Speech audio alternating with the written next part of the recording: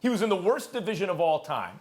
And he got healthy in terms of the numbers and the wins against the worst division ever. And every quarterback he played was either a replacement or a rookie. And everyone else in the division, which wasn't strong, did better against those teams than Wentz did. Like, I was not impressed last year, to tell you the truth. And why? Because of what we just saw yesterday. Early on, I'm like, okay, fine. It's year 5. This guy's finally playing up to the contract. He looks amazing. And then the decision-making starts, right? You're up 3 scores. You're heading into the half. You can't turn the ball over. You can't. Just don't turn the ball over. And then later in the game, he makes baffling decisions, especially, by the way, if you've led the league in turnovers, in fumbles, over a time, just don't do that. That's got to be on your mind. It's the decision-making and also the execution of pedestrian plays. It was the same thing last year. He'd follow an oh my God highlight reel play with a couple of what? He couldn't execute that pedestrian play? What? He turned the ball over then? Fourth quarter, third down, close games. They got lucky at the end. And by the way, he showed great spirit, but he was also lucky. One lucky yesterday. No, he wasn't. And by the way, these kind of mistakes he made, you can live with it on a rookie deal. This is why I thought when I talk about that contract, really?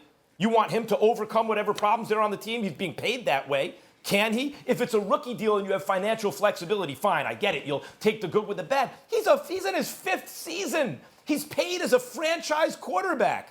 And he gives the game away. The Washington team was dead in the water. They did not have a pulse. He gave it to them with his decision-making, with his inability to execute simple stuff. This is year 5, Dan. He is not, as I said last year, he was not good last year. He has picked up where he left off. This is not, and I don't say this because I'm down on his talent. I'm very high on his talent. This is not acceptable.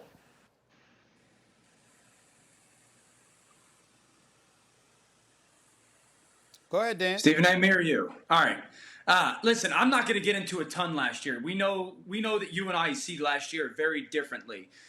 You can't sit here and say that he's notorious for bad decision-making with the football as well either, because he's the first quarterback in the history of the NFL to have 3 straight seasons, 20-plus touchdowns, 7 or less interceptions. That is indicative of being really good with the football. Let's go to yesterday.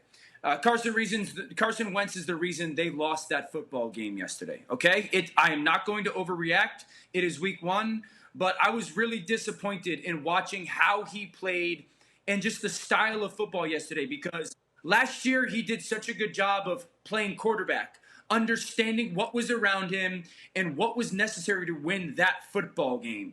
And yesterday was such a regression that it made me angry, to be honest with you. It made me frustrated to watch, because when you go into that game, and I tweeted this out at 11:30 yesterday morning when Lane Johnson was said to be inactive, the number one job that he had yesterday was to make sure that Washington's defensive line did not win the football game. Then you go up 17 donuts. You're playing really well. In that moment, the only way Washington wins that game is you give them the ball or you let that defensive line get hot. And he did both of those. And Carson Wentz is too good of a player. He's too mature. He's too experienced. He walked this road last year to make those mistakes, to give Washington energy, to give them juice. And the play that frustrated me the most, and I put this on Twitter, was the second quarter sack when it's 2nd and 20 and they run a screen pass and it's not there, and he decides to try to make something, and he runs in back into the line of scrimmage and gets hurt, or almost gets hurt. It's the same play that he got hurt on in the playoffs last year. And so I'm not going to overreact. This is week 1. That being said, if he does not fix this today and moving forward into next week, and he continues to hurt himself and the team, Doug Peterson's got to go, Carson, the next time this happens, you got to come off the field. Because I've got to know that you have definitively made this jump. Because the only reason Washington won yesterday was Carson gave them the game. And that's a lot for me to say. I still think he's a phenomenal player. I'll take him over a bunch of quarterbacks in the NFL. I'm excited to watch him week 2. But yesterday he failed himself and his team by selfish play. Well, first of all, there's no arguing about how awful Carson Wentz looked yesterday. He looked absolutely awful. He was taking unnecessary chances. His interceptions were inexcusable.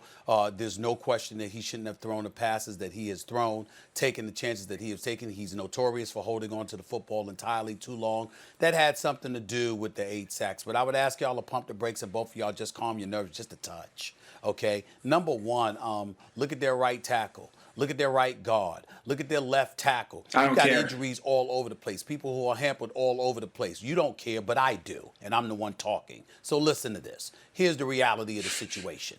You had a questionable and highly suspect offensive line. They had 8 sacks. You could blame about 3 or 4 on Carson Wentz for holding on to the football. But again, y'all are shaking your head. I'm telling you, there's no excuse for yesterday. But let's not act like yesterday is always the case. Last year, Max, we're sitting there and we're acting like, Deshaun Jackson and Alshon Jeffrey and Nelson Aguilar at the time played all 16 games, along with Goddard and Zach Ertz, and he had all of his targets necessary to him. The offensive line was compromised yesterday. Their receivers missed at least 5 games. Deshaun Jackson actually ended up only playing 3 games the entire season. He got hurt the very second game of the season, so his deep threat was gone. We heard about Miles Sanders and Boston Scott and guys like that for the first time. We saw guys coming off the practice squad. We saw at least 3 or 4 games lost because of drop passes, like J.J. Arcega-Whiteside, okay? You got Greg Ward out there. You got a bunch of inexperienced dudes, or dudes just are not considered to be that elite. I look at Carson Wentz yesterday, and I understand how awful he was. It was an awful performance on his part for 1 game. But I'm not going off of last year and saying last year he was god-awful. I'm looking at what he was working with last year. And if he didn't take some of the chances that he took and didn't do some of the things he did last year, they wouldn't have made the playoffs. Thanks for watching ESPN on YouTube. For live streaming sports and premium content, subscribe to ESPN+.